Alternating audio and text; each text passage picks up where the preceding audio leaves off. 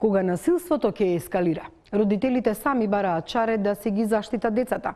Таков е случајот со Скопското училиште Димитар Миладинов, каде во септември се отпишани 15 деца затоа што дел од нивните соученици биле насилни.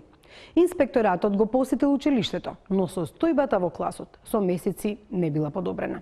Сега таму нема ниту едно девојче.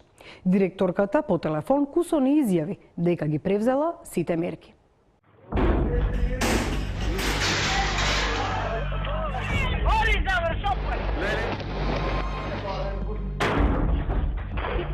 Ова се инсерти превземени од YouTube и се реални инциденти, некои од Македонија, некои од соседството. Но има и полоши тепачки, напади, омаловажувања во основните и средните училишта. Примерите се запрепастувачки. Еден од најбруталните е силување. Во дворна градинка во една скопска населба постар малолетник силувал помлада малолетничка.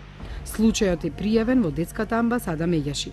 Не постапуваат соодветно по протокол училиштето да веднаш интервенираат со медицинска екипа, форензичар да се утврди што се случило, да се стави детето на рехабилитација во првите 48 часа.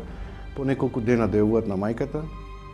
Мајката не знае како да постапи, затоа што не секој родител во такви моменти е спремен и подготвен да постапат, а училишно-психолошката и воспитно-образовна структура не го третира детето да пријави веднаш во полиција. Дури после 4 дена се пријавува во полиција за да се утврди дали имало сексуална злоупотреба над постар малолетник над тоа дете. Во меѓувреме, детето е било изложено на подсмев, бидејќи во училиштето знаеле за силувањето.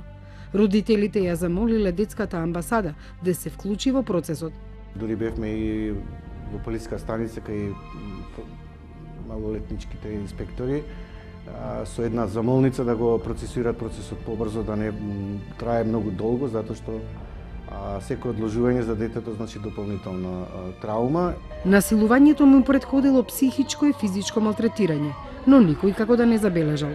Имало континуирано малтретирање од постар малолетник на помлад и тоа се случувало во континуитет и за жал не било препознато, превенирано на време, се случило најлошото што можело да му се случи на детето. Ова е брутален случај кој сега е на суд. Никој во училиштето не забележал дека има жртва и напаѓач. За жал, токму малолетниците во основните училишта честопати се препуштени сами на себе. Постојат примери кои не се однесуваат на цело училиште, туку на поедини оделенија. Таков е примерот со основното училиште Димитар Миладинов, каде во едно оделение постои континуирано насилство меѓу учениците. Во овој клас во септември се отпишале 15 деца. Сега класот има само 15, а меѓу нив ниту едно девојче. Родителите кои сакаат да останат анонимни, доколку пријавија инциденти кои се и психички и физички насилни. Неколку момчиња од оделението се обиделе да скршат рака на едно девојче, ставајќи ја под вратата, која силно ја треснале. За среќа таа успеала да ја тргне, па само ја шинала. Истите момчиња се качувале, па преку зидот од женското веце ги гледале девојчињата додека се во тоалет. Со мобилен телефон снимале додека се обидувале да симулираат секс кај едно од децата врсници. Тепање, напади, недисциплина на час.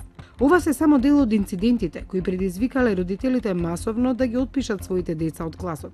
Претходно пријавиле до наставниците и директорката, но превземањето на мерките траело долго.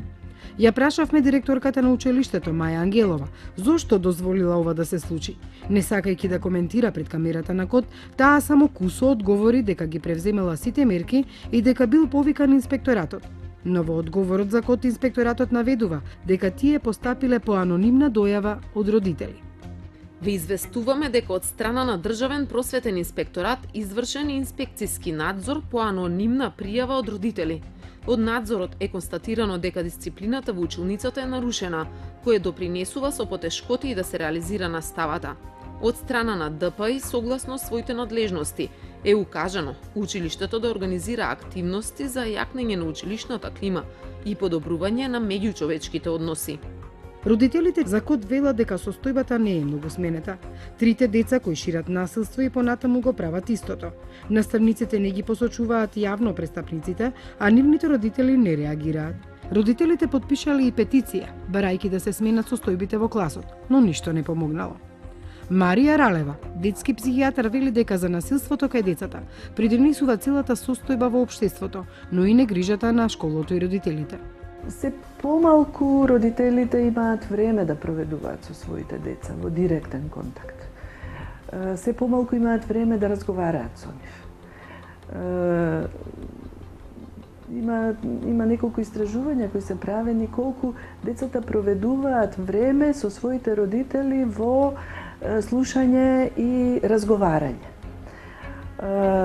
Тој период се смалува драстично за сметка на другите посредни комуникацијски технологии. Според Драги Змијанец од Меѓаши, наставниците се сконцентрирани на образование, а не и на воспитување на децата. Оно што се случува и сигналите кои децата ги даваат, а пројавуваат некакви сигнали, многу малку се посветува внимание на нив. Отсуствува активен мобилен социјален работник кој ќе ја утврдува состојбата со децата во семејството и дисфункционални семејства во ризик. Независно од економската благосостојба, секаде се случува насилство и злоупотреба, за да може психолозите и педагозите превентивно да работат со тоа дете. Од почетокот на оваа учебна година до инспекторатот во основните и средните училишта се поднесени 10 иницијативи, од кои 9 од физички лица за кои 2 се основани и од страна на инспекторатот дадени се соодветни прекршочни платни налози, а за 7 е констатирано дека се неосновани. Еден од одговорно лице, директор, каде постапката од страна на инспекторатот е во тек, односно по спроведени сите законски мерки од училиштето, државен просветен инспектор е задолжен да врши инспекцијски надзор. Истражувањата кои се занимавале со насилство во училиштата покажале дека Македонија е земја каде има зголемено насилство меѓу децата. Во 2013 Академијата за млади истражувачи нотира дека децата најмалку безбедно се чувствуваат во автобус или на автобуска станица. Шокира и податокот дека учениците со себе носат и пиштол или нож. Едни стануваат агресори, односно насилници, други стануваат жртви, затоа што се повлечени, затоа што се деца кои што, да речеме, учат, затоа што имаат други вредности, затоа што не се вклучуваат во вакви заеднички деструктивни организирања и биваат напаѓани постојано. Последиците се опасни, трајни, далекосежни и мислам дека децата доколку немаат кому да му се доверат и нема доволно разбирање, може да го трансформираат или да бидат насилници или пак да се повлечат во себе, да се инхибираат и да не можат да пројават проактивен однос кон себе и кон околината за да бидат конструктивни во решавање на проблеми со кои ќе се соочуваат во иднина. Ако на пребарувачот Google впишете на кирилица тепачки во училиштата, постојат многу немили наслови. Последната тепачка во дворот на средно училиште заврши со 3 повредени. Инцидентите секогаш не се пријавени и ретко завршуваат во медиумите. Насилството може да се пријави од страна на ученици, студенти, родители, совет на родители, вработени во воспитно-образовна установа и од други граѓани, велат од Министерството за образование. Но најчесто децата жртви се уплашени и молчат. Доколку пак пријават родителите, тогаш чекаат од наставниците и директорите нешто да превземат, а тие пак од инспекторатот. И така додека се помине целиот круг, поминува време.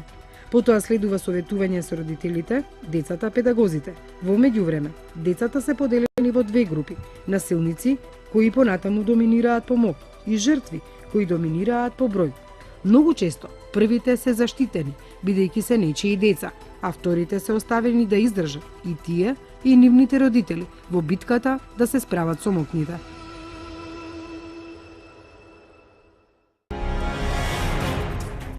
Овде е крајот на емисијата Код. Ви благодариме што бевте со нас. Имајте пријатна вечер. Се гледаме идната недела во исто време.